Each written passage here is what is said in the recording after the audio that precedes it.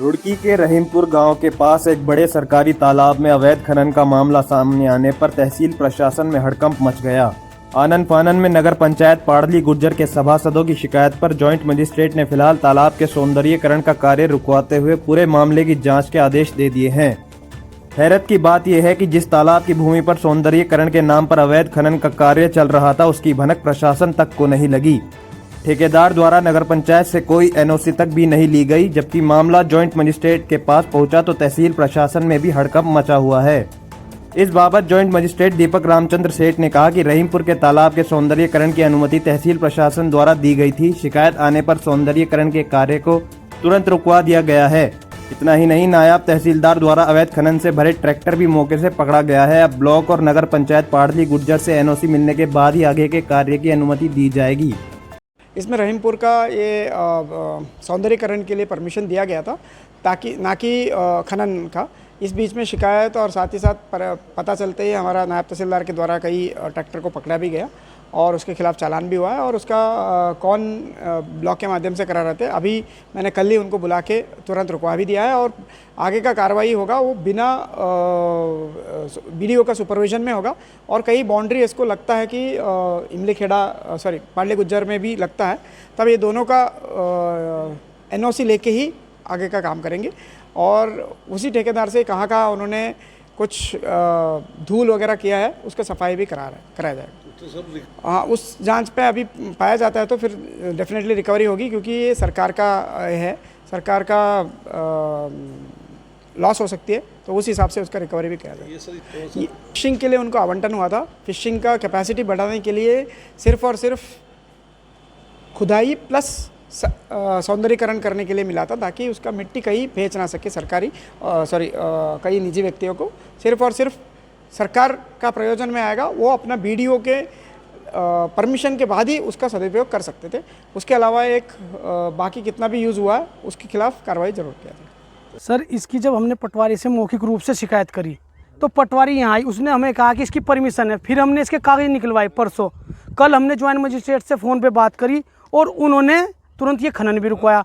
और ये जहाँ जहाँ मिट्टी डली है, आप इसका सैंपल भरवा लो। कहीं हर चारों तरफ मिट्टी है, हर रोड से लेके पुहाना तक, भगवानपुर तक, आसपास मंगलोर, लिब्बा रेडी, हर जगह इसकी मिट्टी है। हर जगह मिट्टी जा रही। मंगलोर थाने में आज भी इसकी एक ट्रॉली पकड़ी हुई है। आज भी कहीं 1000 की, कहीं 1500 की, कहीं 2000 की। जो आदमी देखा उसी तरह पेलते चले गए। और खनन 2 महीने से चल रहा है।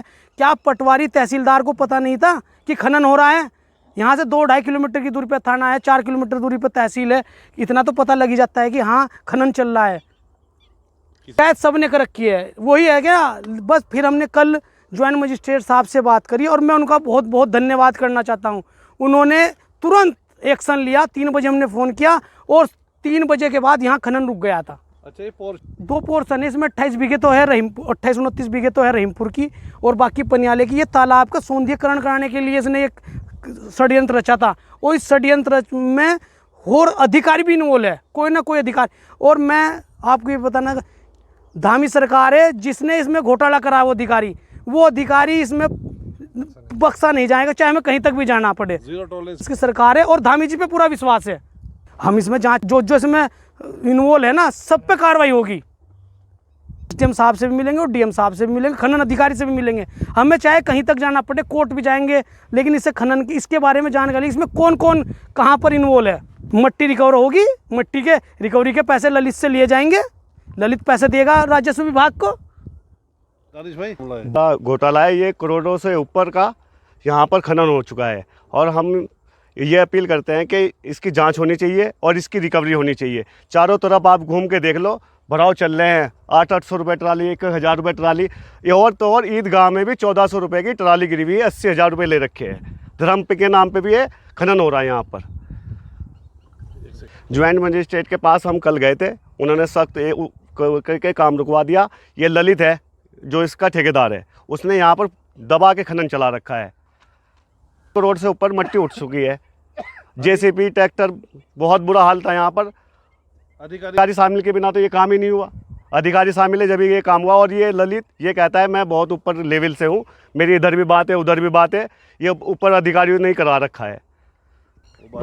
जी आप पहले तो मेरा नाम आकाश छाचर है और मैं वार्ड नंबर 1 पार्ली गुज्जर सभासद हूँ। सर्वप्रथम तो आपके चैनल का धन्यवाद कि आप हमारे एक आह्वान पर यहाँ पर पहुँचे। छाचर साहब जी क्या है मामला तालाब का? तालाब का मामला आपको मोमिन भाई ने बता ही दिया है कि 2024 में ये तालाब आवंटन हुआ था और तब यहाँ नगर पंचायत बनी थी, लेकिन बोर्ड यहाँ बैठा नहीं था। उस दौरान से इसकी परमिशन के दौरान ये हुआ था, लेकिन अभी इसमें 2 महीने से लगभग लगातार खुदाई चल रही है।